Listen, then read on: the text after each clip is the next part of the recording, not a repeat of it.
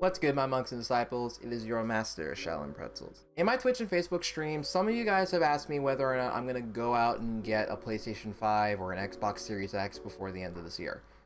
And I'm going to be honest with y'all, I'm not. And it has nothing to do with their availability in my region or their costs. I firmly believe that if you're a true fighting game fan, these consoles aren't worth your time and money. Yet. I'm going to briefly go over my stance on why I'm not purchasing a PlayStation 5 or Xbox Series X, and why you, as a true fighting game fan, probably shouldn't either. But before we get into things, be sure to subscribe to the YouTube channel and also check out the link in the description below to our community Discord server so that way we can have more discussions like this. The main elephant in the room is that we don't know which next-gen console is going to be the definitive platform for fighting games. With the release of Street Fighter 4, the competitive fighting game community labeled the Xbox 360 as the definitive fighting game platform for that generation because Street Fighter 4 and most other fighting game titles of that era just ran better on the Xbox 360 compared to the PlayStation 3. During this console generation, Capcom established a deal with Sony, which made Street Fighter V a console exclusive for the PlayStation 4. This decision helped to establish the PlayStation 4 as the definitive fighting game platform for this generation, and other fighting game developers followed through with that trend. Now, it's important to note that Street Fighter 4 came out 3 to 4 years after the release of both the PlayStation 3 and the Xbox 360 respectively, and Street Fighter V came out 3 years after the release of both the PlayStation 4 and the Xbox One. The games that set the standard for the fighting game genre tend to take years to be developed and released, and usually come a couple of years after the launch window for a new console. We're still way too early in this next generation to know what the console standard for tournaments is going to be. As someone who tends to make only one console purchase per generation, I want to make sure that I don't have to go back later on and invest in another next-gen console in order for me to compete with the best. I want to get this decision right the first time.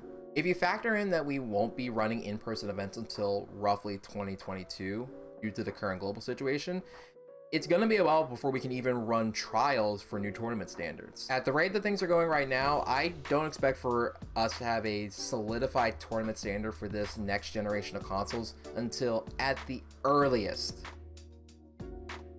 early 2022. At this point, you're probably going to mention the backwards compatibility and the current re-releases that we're getting of older fighting game titles. But that's the thing, they're re-releases. The Series X and PS5 have yet to establish a fighting game lineup that requires you to own either console in order for you to actually play it. Even Guilty Gear Strive, the current pinnacle of next-gen fighting games, is coming out on the PS4 and PC in addition to coming out on the PlayStation 5. How many people will gravitate towards the non-PS5 versions of Guilty Gear Strive? Don't necessarily know, it's too soon to determine. However, based on Guilty Gear's presence in the fighting game community over the past 2 console generations, I doubt that Strive alone will be enough to establish a new standard for the fighting game genre. Now, am I saying that the next-gen consoles offer no benefits at all to fighting game players? No. The PlayStation 5 and Series X possess the raw processing power to drastically reduce the load times for a bunch of current-gen fighting game titles. And the fact that these platforms are both backwards compatibility to some extent means that more of our current games that we're still actively playing in tournaments get a longer competitive life cycle, and that's awesome.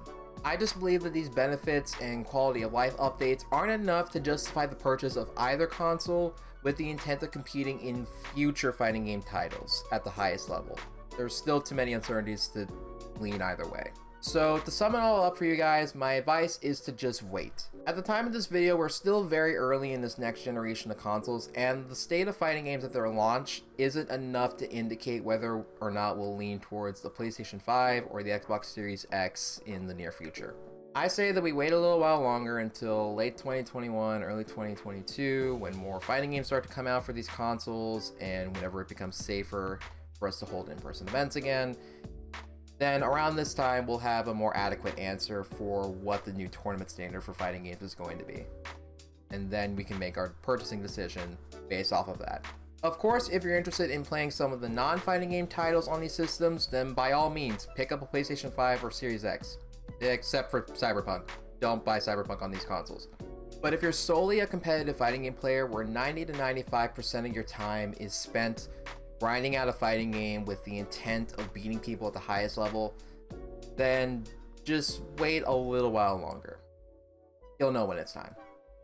What do you guys think? Will you be picking up a PlayStation 5 or Series X in the near future? Or do you already own one of these consoles and have some different opinions than from what I addressed in this video? Be sure to let me know in the comments below, and while you're down there, be sure to click the like and subscribe buttons to become a disciple of the Salt Monastery.